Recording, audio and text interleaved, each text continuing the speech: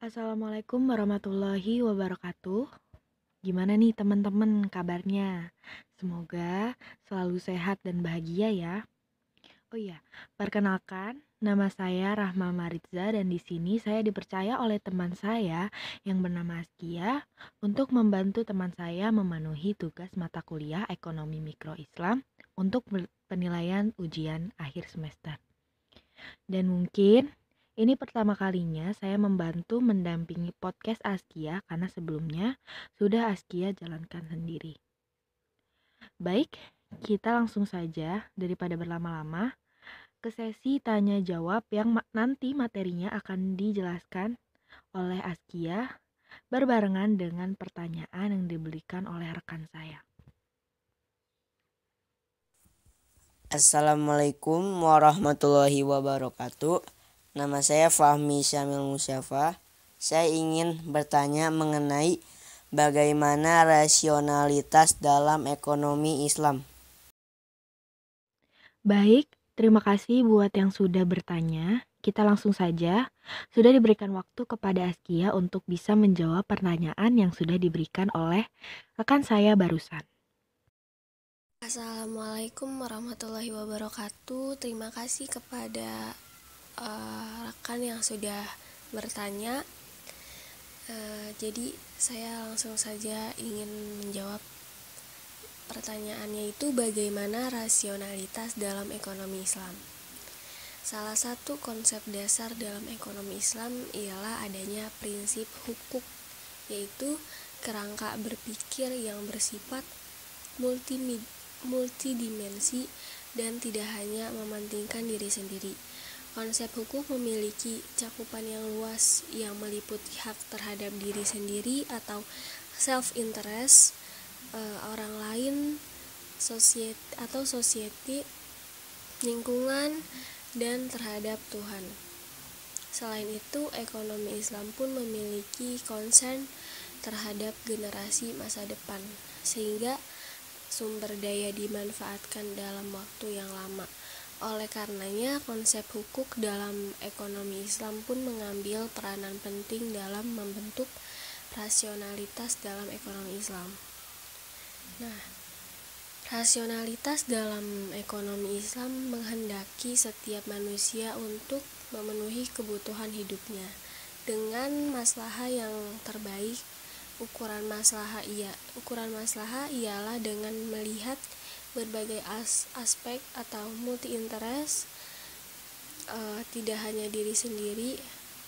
Selain itu, pemenuhan kebutuhan haruslah mendahulukan yang daruriyat, dan juga dengan melihat kadar halal dari pilihan tersebut. Dengan kata lain, kebutuhan memiliki pengertian yang berbeda dengan keinginan, di mana kebutuhan merupakan hal yang mendesak yang harus dipenuhi, sementara keinginan bersifat tidak terbatas.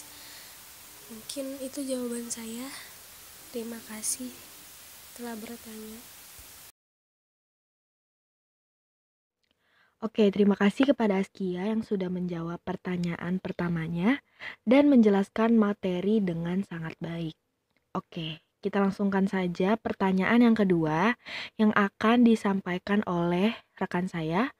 Lalu nanti akan kita beri waktu Askia untuk menyampaikan materi selanjutnya. Yang kedua, mohon Anda jelaskan tentang argumentasi pelarangan riba. Baik, terima kasih sudah bertanya.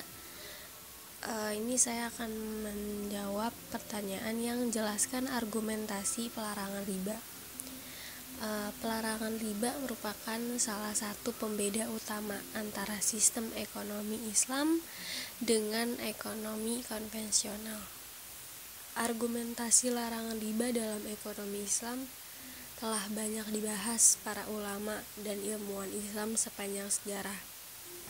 Menurut Profesor A.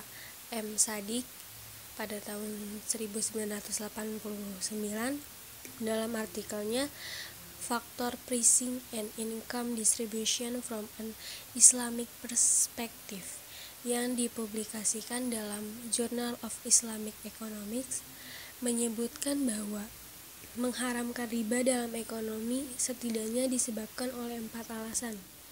Yang pertama, sistem ekonomi ribawi telah menimbulkan ketidakadilan dalam masyarakat, terutama bagi para pemberi modal atau bank yang pasti menerima keuntungan tanpa mau tahu apakah para peminjam dana tersebut memperoleh keuntungan atau tidak.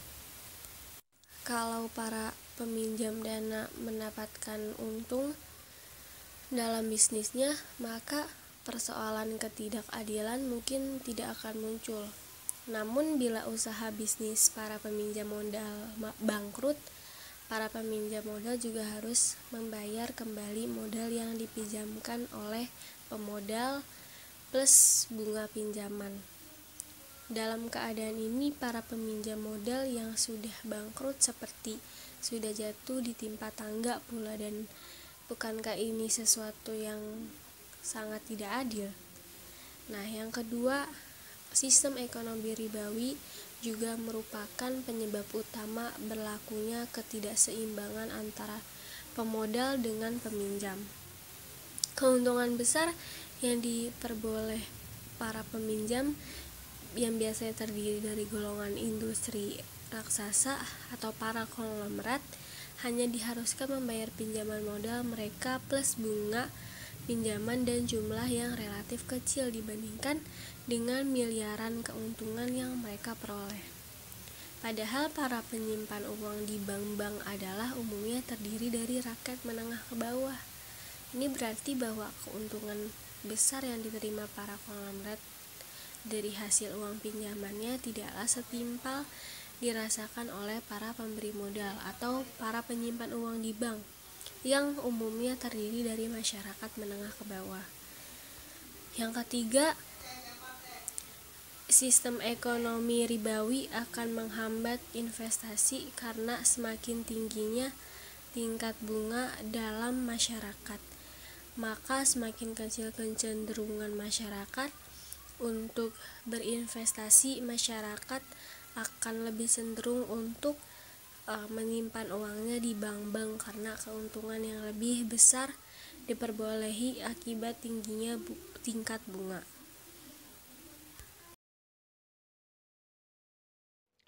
Oke, terima kasih kepada Askia yang sudah menjawab pertanyaan pertamanya dan menjelaskan materi dengan sangat baik. Oke, kita langsungkan saja pertanyaan yang kedua yang akan disampaikan oleh rekan saya.